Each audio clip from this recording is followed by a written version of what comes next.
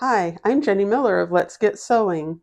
Are you looking to take the fear and frustration out of your sewing journey and finally get to work? Then you are in the right place. Be sure to click subscribe so that you don't miss any of my tips and tutorials that will help make your sewing journey easier. And now, let's get sewing.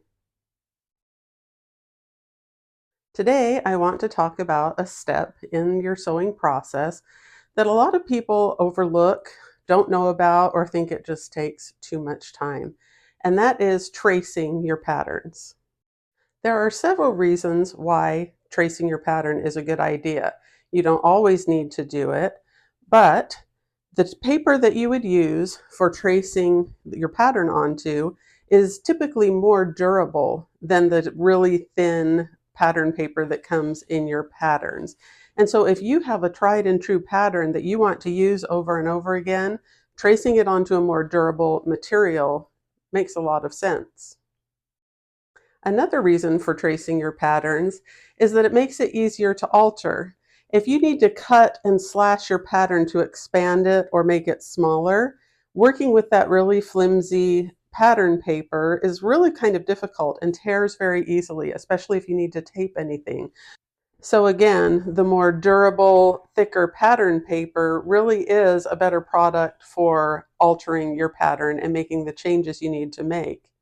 And along those same lines, if you make a mistake when altering it, now you still have your original pattern piece to retrace and start over again. You haven't completely slashed it to pieces when you were trying to alter, which is sometimes what happens, and that's completely fine when making alterations. But I feel like it's a lot easier to work on this pattern paper. The last reason that I can think of why you would want to trace your patterns is if you work with PDF patterns. So many indie designers have come into the market and they have wonderful designs that are available online for immediate download, which is convenient and gives you access to patterns you might not otherwise be able to have. But when you print those out on your computer on regular printer paper, that really is a difficult pattern to work with because it has to be pieced together, taped together, it's stiff. And so once I've taped all of my PDF pieces together, I like to go back with my pattern tracing paper and trace the pattern and all of the markings so that it's much easier to work with.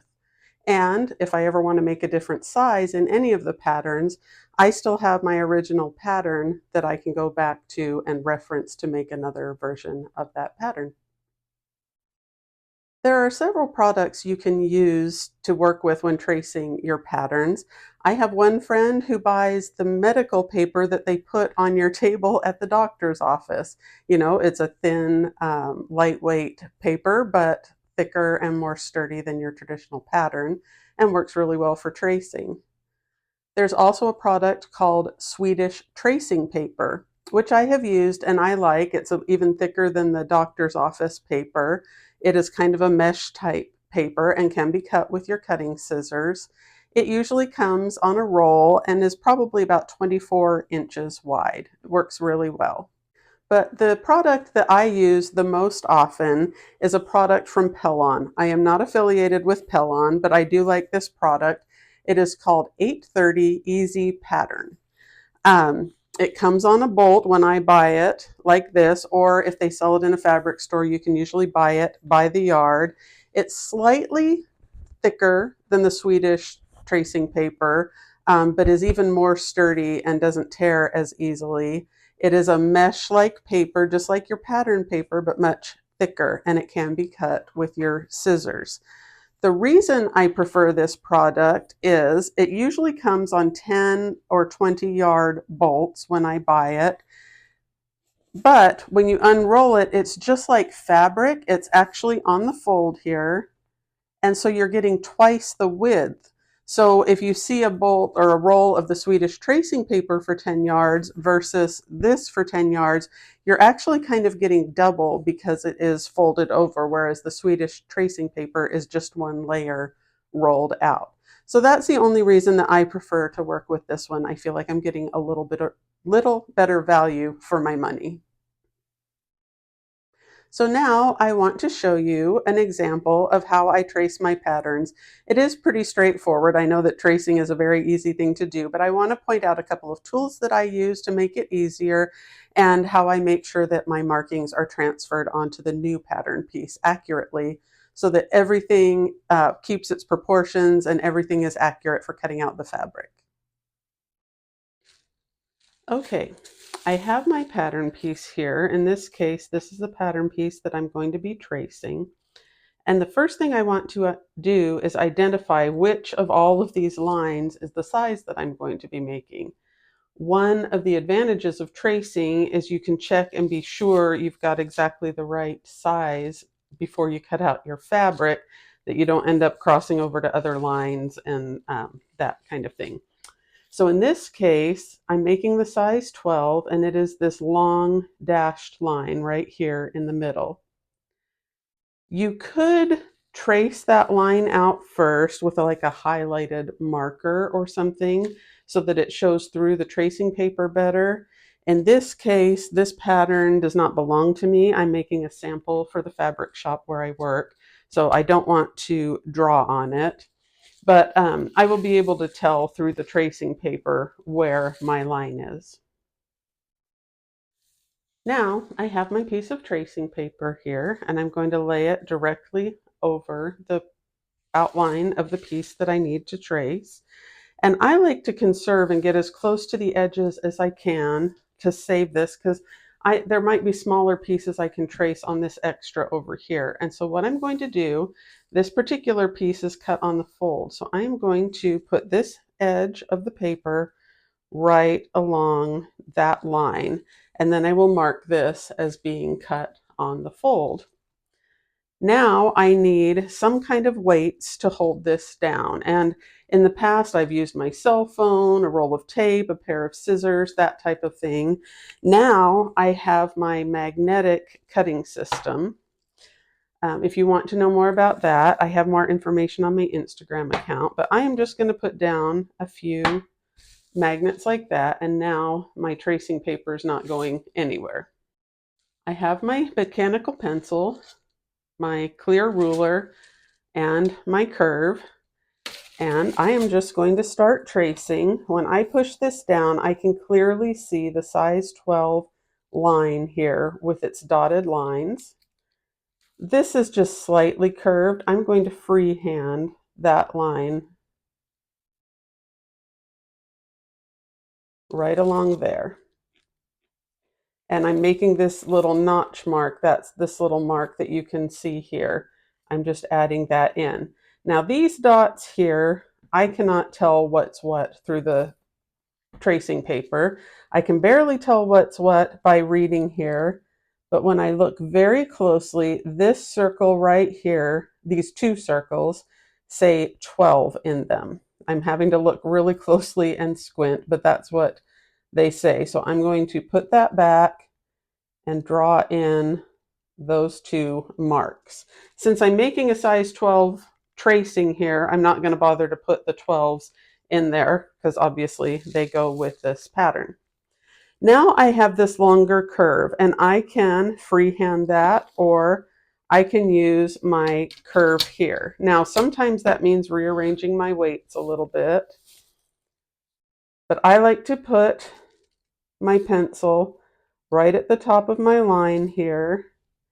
And now I'm just laying this curve along the curve of the arm side in this particular pattern piece, and you're going to have to move it. That curve is not a consistent curve. It changes as it goes deeper into the arm side, and so I can only do little bits at a time, and so I move my ruler around, my curve around, until I get what I want.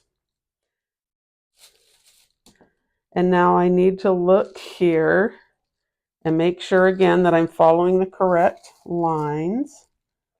But I can trace that all the way out to there. And now I have my arm curve drawn in.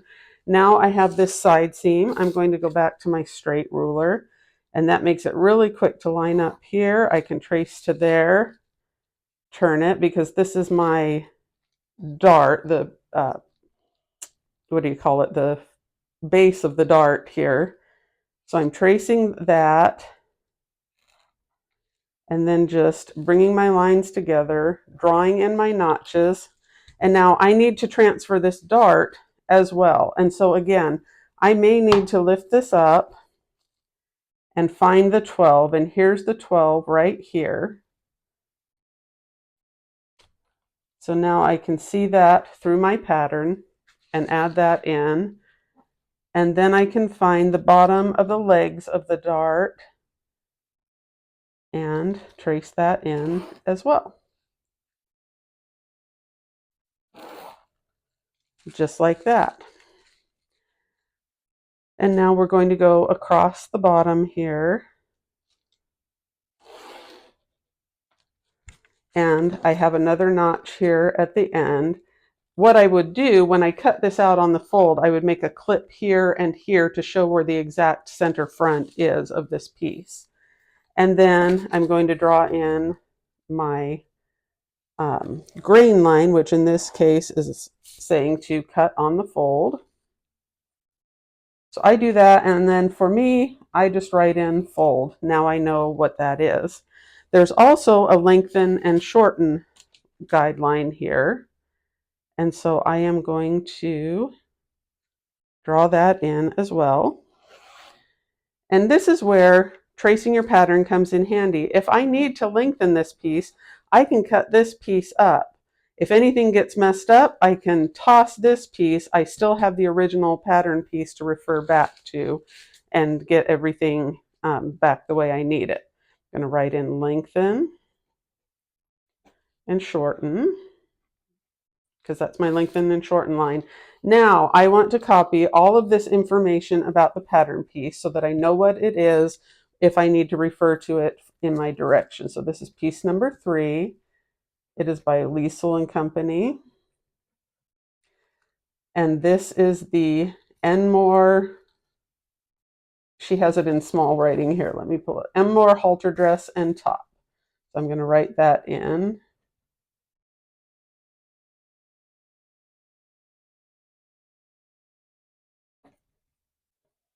Now, what piece is this? This is the shelf bra front for a C cup. So I'm going to write that on here too.